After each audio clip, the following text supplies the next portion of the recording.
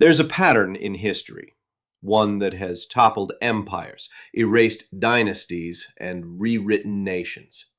A sequence so predictable that historians have documented it across centuries and continents. Yet societies continue to fall into its trap. And in 2025, that same pattern is unfolding again, here in the United States. Step by step, grievance by grievance. Almost as if we're reading from a script written in blood and chaos. In the last 250 years, not just three, but dozens of societies, from France to Russia, from China to Iran, from Cuba to Egypt, each followed this identical sequence. And every time, the ruling class never saw it coming. They believed their nation was exceptional, their systems stable, their positions secure. This is the story of how revolutions begin, why governments never believe it could happen to them, and why the math and the mood say it may be happening again. It's a story that extends beyond the familiar examples to reveal a universal pattern that transcends time, culture, and technology. Part 1. What is a revolution? A revolution is not a protest, not a riot, not an election. These are symptoms, not the disease itself. A revolution is when the existing order, political, economic, moral, is completely destroyed and replaced by something new, usually something worse. Revolutions don't begin because people are poor. Poverty has existed forever, and most poor people, most of the time, are focused on survival, not radical change. They begin when expectations rise faster than reality, when people believe they deserve better than what they have, when the gap between the elites and everyone else becomes unbearable, and when faith in the system collapses. As sociologist James C. Wilson noted in his study of revolutions, revolutions are not made by the destitute, but by those who have tasted enough of prosperity to want more, but not enough to be satisfied. This explains why revolutions often occur not at the height of oppression, but during periods of partial reform and liberalization. The French Revolution followed decades of Enlightenment thinking and some limited reforms. The Russian Revolution came after the 1905 revolution had forced the Tsar to create a parliament. The Iranian Revolution emerged during a period of modernization and westernization. When people glimpse possibility but see it blocked by entrenched interests, their frustration turns to rage. When they believe the system could work but doesn't, their disillusionment turns to radicalization. As President John F. Kennedy warned, those who make peaceful revolution impossible will make violent revolution inevitable. History proved him right, not just 3 times, but dozens of times across different eras and civilizations. Part 2. France, 1789. The First Modern Revolution. In 1789, France was the crown jewel of Europe, rich, cultured, and seemingly unshakable. Paris was the center of civilization. The monarchy had ruled for 8 centuries, but beneath the surface, rot was spreading. Stage 1. Extreme wealth inequality. France's 27 million people were divided into 3 estates. The clergy, 1%, paid no taxes and owned 1/10 of the land. The nobility, another 1%, lived in luxury and paid almost nothing. Everyone else, 98% of the nation, carried the burden. Bread made up 80% of a worker's budget. When harvests failed, prices doubled, and people starved, while nobles dined on 5-course meals at Versailles. But the inequality wasn't just economic. It was legal and social.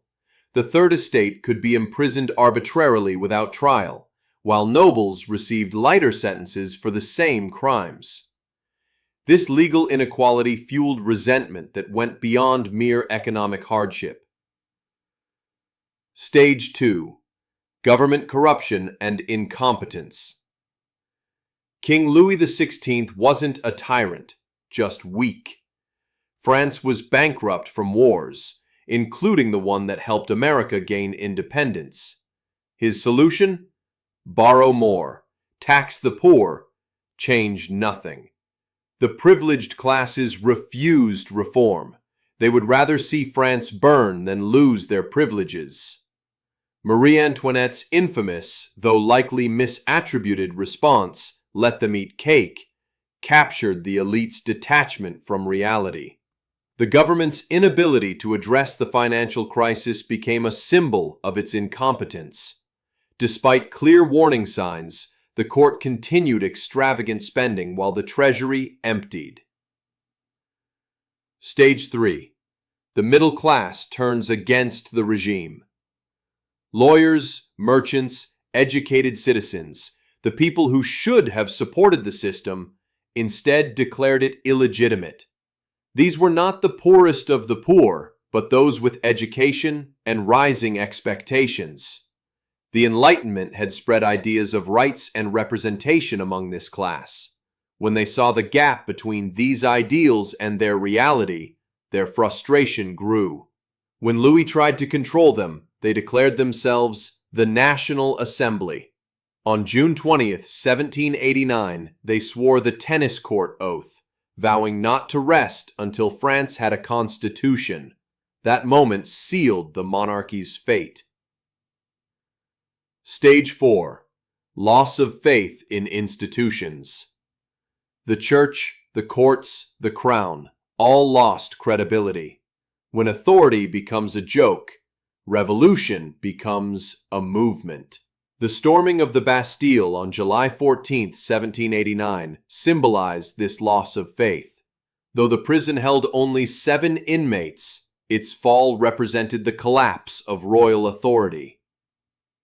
Stage 5. The revolutionary movement gains mass support. The Jacobins, led by Robespierre, rose to power. Their message was simple: purge the corrupt, redistribute wealth, punish the enemies of the people. They promised justice and delivered terror. What began as a moderate revolution for constitutional monarchy radicalized as war with foreign monarchies intensified. The revolutionaries became convinced that enemies within were collaborating with enemies without. Stage 6. Collapse into chaos. The king was executed. The queen followed. Then came the Reign of Terror. 40,000 dead under the guillotine. And when the blood finally stopped flowing, a new dictator, Napoleon Bonaparte, seized power. The revolution that began with liberty and equality ended in empire and endless war. The lesson of France: extreme inequality plus a corrupt government equals collapse, and chaos fills the void. Russia, 1917, the empire that died in months. By 1917, the Russian Empire ruled a sixth of the planet, but the same pattern had taken hold. Stage 1. Extreme inequality. 80% of Russians were peasants.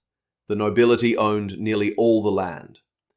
Factory workers labored 14 hours a day for pennies. The Tsar and aristocrats lived in palaces, hosting balls that cost more than a worker earned in a lifetime. Industrialization had created a new working class in cities like St. Petersburg and Moscow, living in desperate conditions while producing wealth for the empire. Stage 2. Government corruption and incompetence. Tsar Nicholas II believed God himself had chosen him to rule. When peaceful workers marched to his palace in 1905 to beg for reform, soldiers opened fire. That day, Bloody Sunday, destroyed what little faith people had left. Then came World War I. Millions died. Soldiers fought without food, weapons, or leadership. And the Tsar continued to dine with mystics like Rasputin while the empire starved. The Tsar's decision to take personal command of the army in 1915 was disastrous. As military defeats mounted, he became directly associated with failure.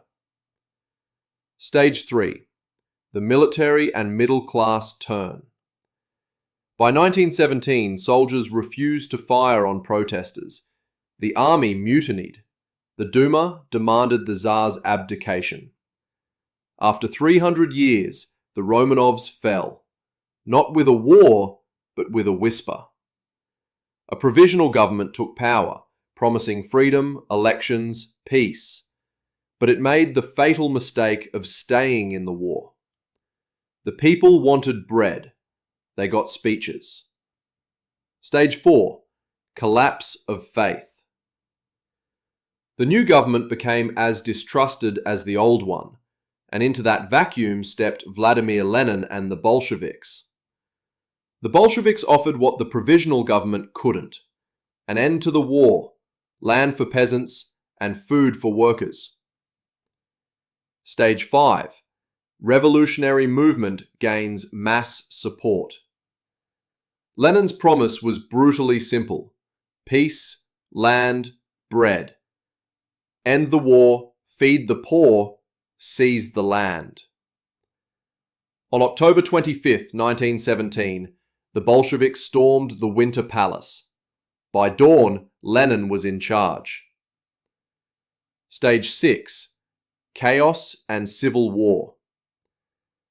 Russia plunged into years of civil war. 10 million died.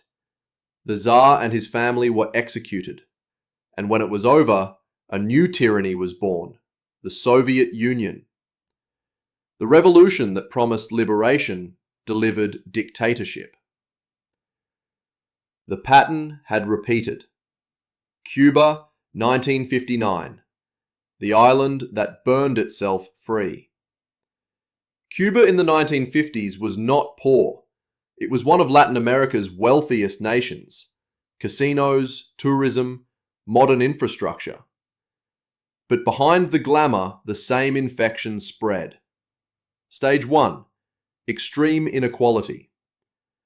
Havana glittered while the countryside starved. American corporations and local elites owned most of the land. Rural Cubans had little education, no healthcare, and no voice. In 1953, Cuba's literacy rate was around 76%, but in rural areas it dropped below 50%. Infant mortality in rural Cuba was among the highest in Latin America. Stage 2. Corruption and brutality. President Fulgencio Batista ruled by fear. He canceled elections, sold the country's industries to the highest bidder, and filled prisons with anyone who dared to dissent. The US government supported Batista despite his corruption because he was anti-communist and protected American business interests. This created deep resentment toward both the Cuban government and its American backers. Stage 3. The educated turn. One of them was a young lawyer named Fidel Castro. In 1953, his failed attack on a military barracks sent him to prison, where he gave a defiance speech. "History will absolve me."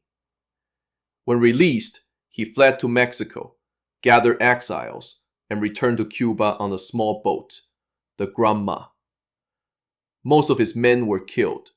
The survivors hid in the mountains and began a guerrilla war. Castro's movement attracted not just peasants, but educated middle-class Cubans who were disgusted with Batista's corruption and Cuba's subservience to American interests. Stage 4. Loss of faith. Batista's brutality turned the people against him. Every village he burned created new rebels. Even the United States withdrew support. As the rebels gained territory, Batista's government lost legitimacy. The middle class, which had initially feared Castro's radicalism, began to see him as the only alternative to Batista's corrupt regime. Stage 5. Revolution gains mass support. By 1958, Castro had thousands of fighters, resistance cells, and popular backing. Batista's army collapsed. On January 1st, 1959, the dictator fled. Stage 6. The new regime. Castro promised democracy. Instead, he delivered dictatorship. Within months, political opponents were executed, the press silenced, property seized. The revolution devoured its own. Cuba traded one tyrant for another. The pattern had repeated again. Additional case studies. The pattern repeats. The pattern isn't limited to these 3 examples. History offers dozens more. China, 1949. After decades of corruption, inequality, and foreign invasion, Chiang Kai-shek's nationalist government collapsed despite massive American support. Mao's communists promised land reform and an end to corruption, winning support from peasants and intellectuals alike. The result was not liberation, but a dictatorship that killed tens of millions. Iran, 1979. The Shah of Iran modernized the country, but created extreme inequality and suppressed all dissent. His secret police, the Savak, tortured and killed opponents. When the economy faltered in the 1970s, a coalition of intellectuals, merchants, and religious leaders turned against him. Ayatollah Khomeini promised an Islamic utopia, but delivered a theocratic dictatorship. Egypt, 2011. President Hosni Mubarak ruled for 30 years through emergency powers, corruption, and a brutal security apparatus. As economic inequality grew and political dissent was crushed, a coalition of students, workers, and Islamists rose up. The military eventually stepped in, removing Mubarak, but eventually establishing its own form of authoritarian rule. Romania, 1989. Nicolae Ceausescu's communist regime was among the most brutal in Eastern Europe. While he lived in luxury, Romanians suffered from food shortages, heatless apartments, and constant surveillance. When security forces fired on protesters in Timișoara, the military turned against the regime, and Ceausescu was executed after a brief show trial. Tunisia, 2010-2011. The self-immolation of Mohamed Bouazizi, a street vendor harassed by corrupt officials, sparked nationwide protests against President Zine El Abidine Ben Ali's regime. Despite economic growth, inequality and corruption had created deep resentment. Ben Ali fled to Saudi Arabia, but democratic transition has been difficult, with economic problems persisting. These cases demonstrate that the pattern transcends culture, ideology, and historical period. Whether the regime is monarchical, communist, or ostensibly democratic, the same dynamics apply. The 6-stage pattern. Extreme inequality. Government corruption and incompetence. The middle class radicalizes. Institutions lose legitimacy. Revolutionary movements gain mass support. The old order collapses, and chaos follows. Different centuries, different ideologies, same sequence, same result. Political scientist Crane Brinton identified a similar pattern in his classic study, The Anatomy of Revolution. He noted that revolutions tend to occur when governments are financially broke, when class antagonisms are sharp, and when intellectuals turn against the existing order. More recently, researchers Peter Turchin and Jack Goldstone have developed mathematical models that predict revolutions based on social structural factors like elite overproduction, state fiscal distress, and popular discontent. These models show that revolutions are not random events, but predictable outcomes when specific conditions reach a tipping point. The United States, 2025. Now, look around. The same pattern is emerging in America. Stage 1. Extreme inequality. In 1980, America's top 1% controlled 8% of national wealth. Today, they control over 30%. The top 0.1%, just 130,000 households, own more wealth than the bottom 90% combined. The middle class, once the backbone of the American dream, is collapsing. Homes, healthcare, and education are priced out of reach. Meanwhile, billionaires launch rockets into space while millions live paycheck to paycheck. The resentment is real, the anger justified. But it's not just economic inequality. There's also geographic inequality. Coastal elites prosper while heartland communities decay.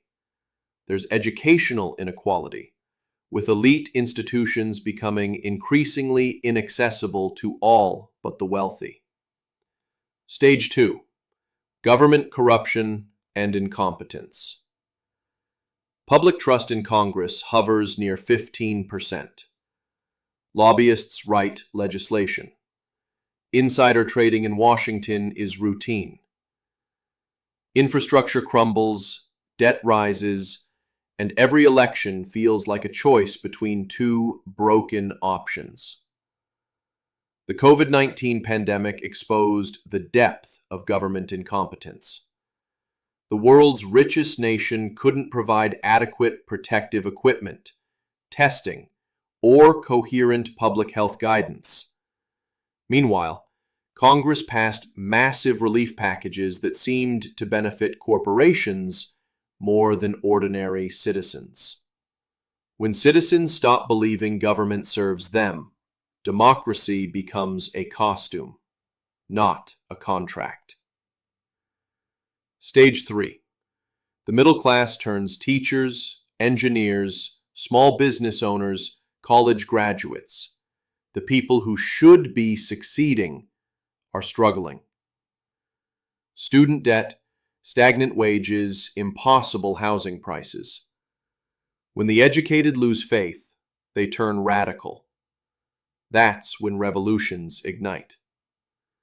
The 2008 financial crisis was a turning point. Many middle-class Americans lost their homes while bankers received bailouts. The Occupy Wall Street movement, though it faded, captured this growing anger at a system that seemed rigged. Stage 4. Collapse of faith in institutions. We're here now. Trust in media is at record lows. Half the nation believes the 2020 election was stolen. The other half believes January 6th was an attempted coup. Neither side trusts the courts, the police, or each other. Social media has created echo chambers that reinforce distrust. Algorithms reward outrage, not understanding. The shared facts that once bound Americans together have fractured into competing realities. We're two nations sharing one flag, and history shows what comes next. Stage 5. The revolutionary movements not yet, but forming. The far left talks of dismantling capitalism. The far right speaks of restoring order through force. Both believe the system is broken beyond repair. When the center collapses, the extremes collide. and when one side gains momentum. Stage 6 begins. These movements are already visible. Antifa and other leftist groups see violence as justified against a system they view as fundamentally oppressive. Right-wing militias prepare for what they see as an inevitable confrontation with a tyrannical government. Stage 6. The fall. No one knows what that would look like in America, but history offers a grim preview. Violence, shortages, fractured loyalties, military divisions, economic collapse. And out of the ashes, something new, something unrecognizable. Because revolutions rarely deliver freedom, they deliver fear and new tyrants. In America's case, the fall might not look like the storming of a palace. It could be a series of cascading crises, a financial collapse triggered by unsustainable debt, a constitutional crisis over disputed elections, widespread civil unrest in major cities, and the fragmentation of federal authority as states assert their own solutions. Conclusion. The pattern of revolution is clear, predictable, and unfolding in America today. But unlike the elites of France, Russia, Cuba, and so many other societies, we have the advantage of historical hindsight. We can see the warning signs. We understand the dynamics.